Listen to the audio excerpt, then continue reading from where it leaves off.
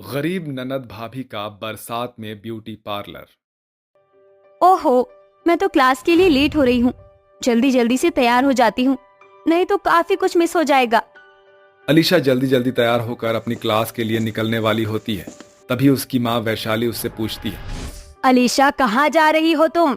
Mom, मैं beauty parlour के course के लिए जा रही हूँ। क्यों ना? क्यों? क्या हुआ? कोई काम था क्या आपको मुझसे? देखो अलीशा, तुम अच्छे से जानती हो कि हम जैसे अमीर घराने के बच्चे अच्छे अच्छे कोर्स करते हैं, जैसे लैब टेक्नीशियन या डॉक्टर या फिर इंजीनियर या और भी बहुत सी चीजें। तुम्हें पता है ना, ये पार्लर के छोटे मोटे कोर्स करके तुम्हें कुछ नहीं मिलने वाला। माँ, आप समझती क्यों नहीं हो? मुझे ब्यूटिशियन बनना है, मेरा बहुत बड़ा सपना है, और मैं ब्यूटी पार्लर का कोर्स अपने दिल से कर रही हूँ, ना कि दिखावे के लिए। अगर तुमने अपनी जिद नहीं छोड़ी तो मुझे मजबूरन तुम्हारी शादी करवानी पड़ेगी, वो भी किसी रईस खानदान में। बाकी तो तुम जानती ही हो कि तुम्हारी माँ कितनी जिद्दी है। अलीशा अपनी माँ की एक नहीं सुनती और ब्यूटी पार्लर का कोर्स करने के लिए निकल जाती है। ऐसे ही वो ब्यूटी पार्लर का कोर्स करती रहती है। वहीं दूसरी तरफ वैशाली आए दिन कोई ना कोई लड़का अलीशा के लिए ढूंढती रहती है, लेकिन अलीशा किसी न किसी वजह से वो रिश्ते तोड़ देती है। देखते देखते कुछ समय बीत जाता है और वो अपना कोर्स पूरा करने वाली होती है। अरे यार गुंजन, तुम्हें क्या बताऊं, मेरे कोर्स को कंप्लीट होने में सिर्फ और सिर्फ एक हफ्ता रह गया है। उसके बाद मैं बहुत बड़ी ब्यूटिशियन बन जाऊंगी और लोगों का मेकअप करूंगी। तुझे तो पता ही है कि मेरा कितना बड़ा पैशन है, लेकिन मेरी मॉम समझना ही नहीं चाह रही है।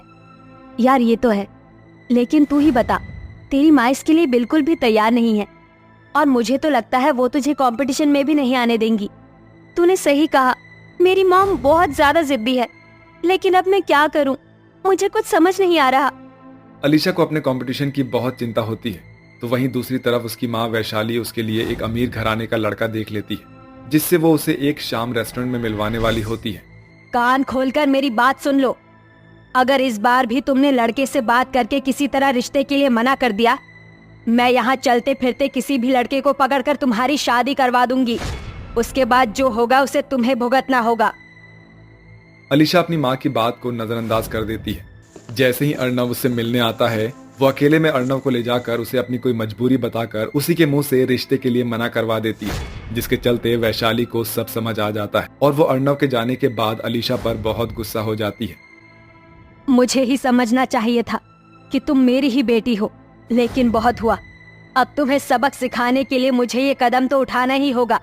वैशाली उसी रेस्टोरेंट के एक वेटर को पकड़ती है और जबरदस्ती उसकी शादी अपनी बेटी अलीशा से करवा देती है, जिसके बाद अलीशा को विक्रम के साथ उसके गरीब घर में आना पड़ता है। तुम्हारी माँ ने मुझे धमकी दी थी, अगर मैं ये शादी नहीं करता तो वो मुझे उस रेस्टोरेंट से निकलवा देती, और इस टाइम मेरे पास नौकरी करने के अलावा और कोई चारा नहीं है। अमीन मुर्गी तुम्हें मिली नहीं और तुमने शादी कर ली? अरे मैं सब समझती हूँ, मुझे ज्यादा समझाने की जरूरत नहीं। शुरू में तो अलीशा का बर्ताव अपने ससुराल वालों के प्रति बहुत खराब होता है। वो अपनी सास को सास नहीं समझती और ना ही ननद को ननद। वो हर किसी से बदतमीजी से बात करती है, लेकिन फिर भी उसके ससुराल वाले उससे बहुत अच्छे से बात करते हैं। वहीं दूसरी तरफ उसकी ननद रेखा भी एक छोटे से एनजीओ में पार्लर का कोर्स कर रही होती है। आज मेरा पार्लर का कोर्स पूरा कंप्लीट हो गया है। अब मैं अपनी खुद की कोई दुकान खोल सकती हूँ और भैया को सपोर्ट भी कर सकती हूँ। उस दिन के बाद से रेखा गांव की औरतें और लड़कियों का मेकअप और उनके छोटे मोटे काम अपने घर पर ही करने लगती है। ये देखकर अलीशा को भी ये सब करने का बहुत मन होता है। मेरा कितना बड़ा सपना था कि मैं एक बहुत बड़ी ब्यूटिशियन बनूंगी, लेकिन मेरी माँ ने इस फकीर से शादी कराकर मेरी जिंदगी बर्बाद कर दी। अब तो मैं कुछ नहीं कर सकती। अलीशा का जब मन होता है वो अपनी ननद रेखा के साथ मिलकर गांव की औरतों का मेकअप करवाने में उसकी मदद करती है और रेखा को काफी सारी चीजें सिखाती भी है, जिसके चलते रेखा उसकी धीरे धीरे सहेली बन जाती है। और अब दोनों ननद भाभी घर में ही पार्लर का काम शुरू कर देती हैं, जिससे वो कुछ पैसे कमाने लगती है। तुम्हें पता है रेखा, मेरा बहुत बड़ा सपना था कि मैं एक जानी मानी ब्यूटिशियन बनूं, लेकिन ये सच ना हो पाया। कोई बात नहीं भाभी, हमें अपनी जिंदगी में कई बार कॉम्प्रोमाइज करना पड़ता है, लेकिन एक समय आने पर सब कुछ ठीक भी हो जाता है। और अभी जैसा चल रहा है उसके अकॉर्डिंग आप ढल जाओ, सब कुछ ठीक हो जाएगा।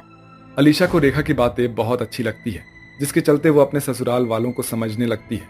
ये सब देखकर विक्रम को बहुत खुशी होती है। अब रेखा और अलीशा जो भी पैसे कमाती हैं उन पैसों से वो घर की जरूरत का सामान ले आती है। ऐसे ही एक दिन गांव की एक औरत अपना मेकअप करवाने के लिए अलीशा के पास आती है। सुना है तुम बहुत अच्छा मेकअप करती हो।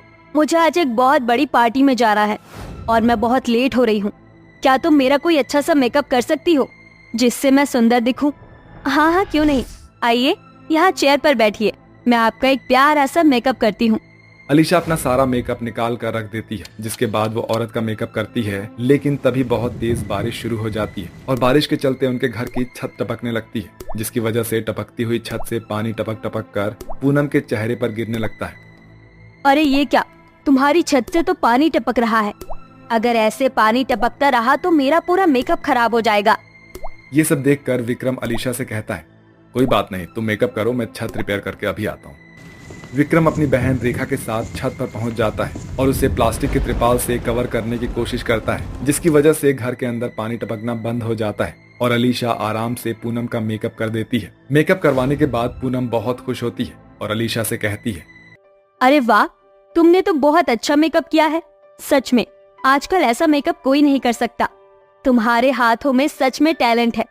वैसे मैं तुम्हारी इन्फॉर्मेशन के लिए बता दूं, जिस इंस्टीट्यूट में तुमने कोर्स किया था मैं वहाँ की एचआर हूँ। कई बार मैंने तुम्हारी मॉम को कॉल और मैसेज किए, लेकिन उन्होंने मुझे कोई जवाब नहीं दिया। इसके बाद तुम्हारी सहेली गुंजन ने मुझे तुम्हारा पता दिया और मैं तुम्हारा टेस्ट लेने यहाँ आ गई। इस टेस्ट में तुम पास हो गई हो। अलीशा ये सुनते ही बहुत खुश होती है और खुशी के मारे अपने पति विक्रम को गले से लगा लेती है। ये सब आपकी ही वजह से हुआ है। अगर आपने मदद ना की होती तो मैं आज अपने टेस्ट में पास ना हो पाती। तभी पूनम बोल पड़ती है, अरे रुको जरा, सब्र करो। तुमने ये तो सुना ही नहीं कि तुम्हें हमारे इंस्टीट्यूट की तरफ से एक पार्लर खोलकर दिया जा रहा है जिसमें सारा सामान होगा। अलीशा की खुशियों का ठिकाना ही नहीं होता। कुछ ही दिनों में इंस्टीट्यूट की तरफ से उसके घर के पास ही एक बहुत प्यारा सा पार्लर खोल दिया जाता है, जिसमें वो अपनी ननद रेखा के साथ मिलकर उस पार्लर को चलाने लगती है। दोनों ननद भाभी मिलकर पार्लर में अच्छा काम करते हैं और पैसा कमाते हैं। देखते ही देखते उनकी आर्थिक स्थिति बहुत अच्छी हो जाती है और अब वो अपने जीवन में खुशी खुशी रहने लगते हैं।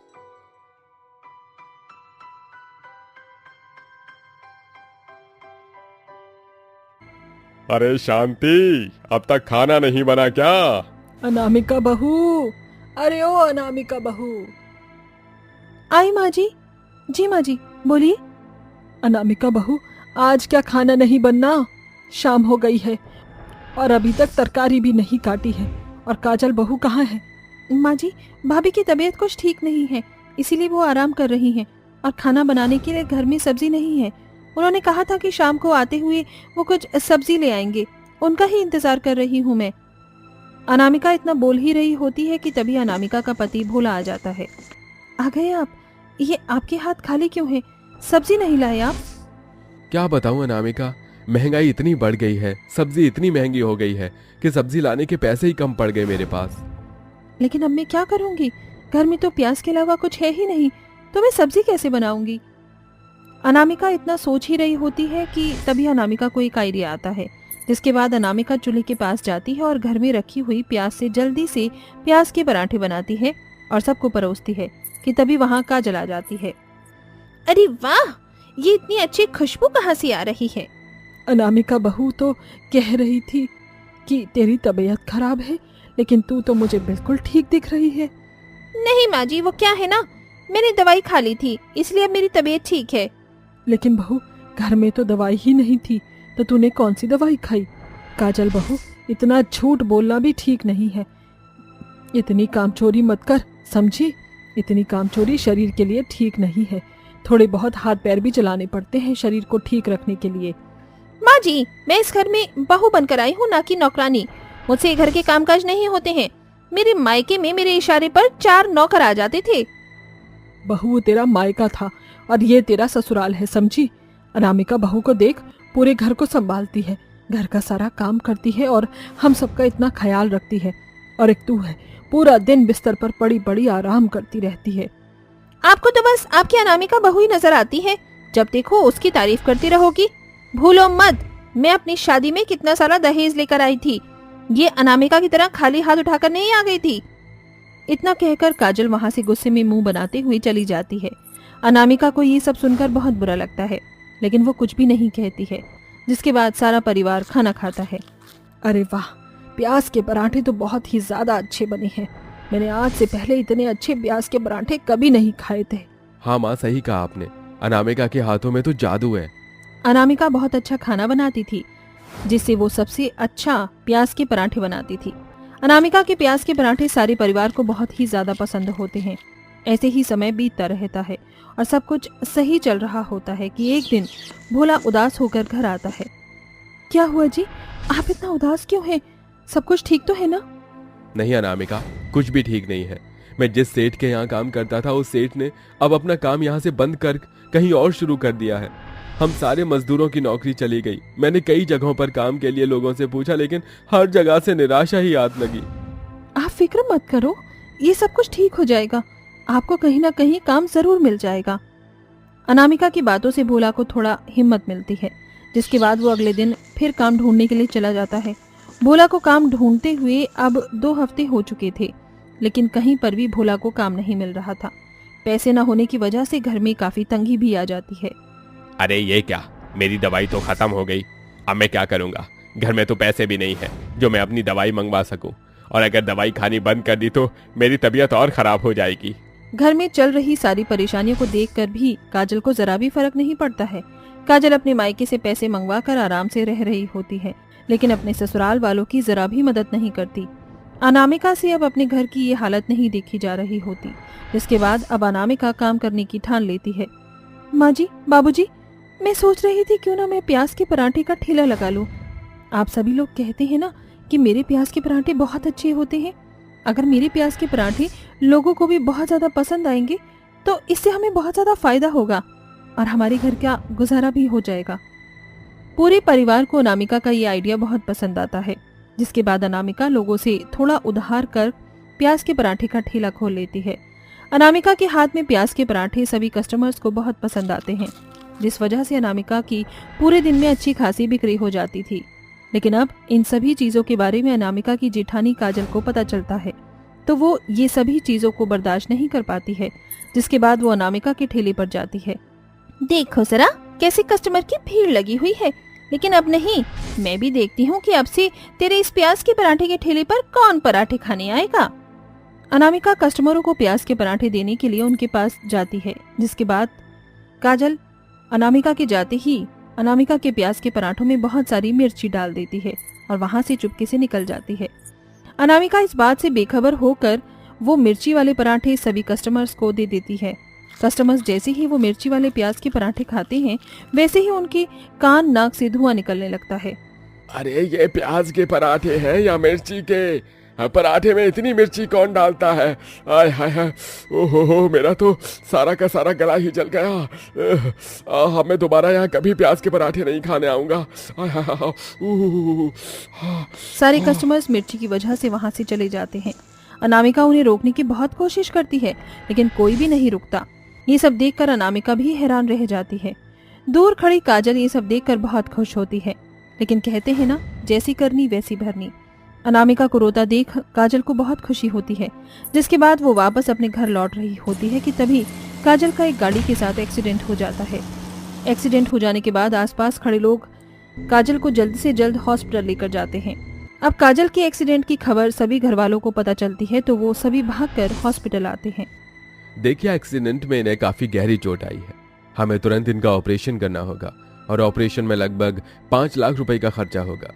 तो आप काउंटर पर जाकर पैसे जमा कर दीजिए, हमें उनका तुरंत ऑपरेशन करना होगा। डॉक्टर, आप ऑपरेशन की तैयारी करिए, मैं अभी जाकर काउंटर पर 50,000 रुपए जमा कराती हूँ। लेकिन बहू तो इतनी बड़ी रकम कहाँ से लाएगी? माँ जी, जो भी मैंने प्याज के पराठों से बिक्री की थी, उसमें से मैं थोड़ा थोड़ा करके जमा करती थी, तो मेरे पास इतने पैसे तो हैं जिसमें काजल भाभी का इलाज हो सके। जिसके बाद अनामिका जल्दी से पैसे लाकर हॉस्पिटल में जमा कर देती है और काजल का ऑपरेशन शुरू हो जाता है। ऑपरेशन के बाद काजल को होश आता है। अब काजल को सभी बातों का पता चलता है, तो काजल को अपनी गलती का एहसास होता है और वो अनामिका से माफी मांगती है। अनामिका, मुझे माफ कर दो, मैंने ही तुम्हारे प्याज के पराठों में मिर्ची मिलाई थी, जिससे कोई भी कस्टमर तुम्हारे प्याज के पराठे ना खा सके और तुम पैसे न कमा पाई। लेकिन आज तुम्हारी वजह से ही मेरी जान बच गई। मैंने जो किया मुझे उसकी सजा मिल गई है, मुझे माफ कर दो। अब मैं सुधर गई हूँ। भाभी, अगर किसी को उसकी गलती का एहसास हो जाता है तो उसके लिए और क्या ही सजा हो सकती है। आपने जो किया उसका फल आपको मिल चुका है और आपको अपनी गलती का एहसास भी हो गया है। अब आपको मुझसे माफी मांगने की कोई जरूरत नहीं है। अनामिका काजल को माफ कर देती है, जिसके बाद काजल और अनामिका अब साथ में मिलकर प्याज के पराठे बनाकर बेचती हैं, जिससे अनामिका के ससुराल की हालत अब ठीक हो जाती है और सारा परिवार खुशी खुशी रहता है।